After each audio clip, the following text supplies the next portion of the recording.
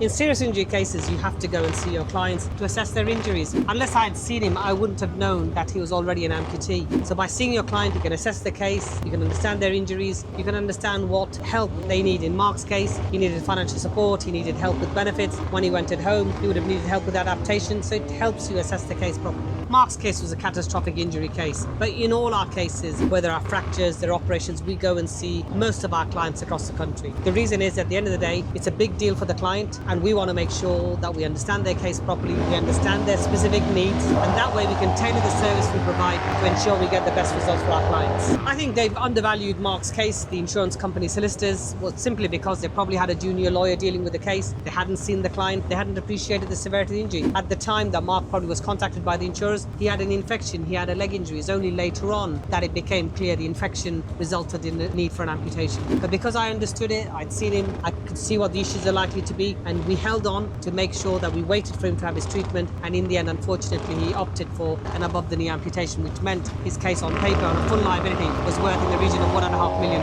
As an avid biker, I do know a lot of bikers. We all end up having accidents sooner or later. If you're like me and you've had a catastrophic accident and it's resulted in being the way I am, the one thing you've got to do, contact Mr. Q, the bearded lawyer at MRH Solicitors.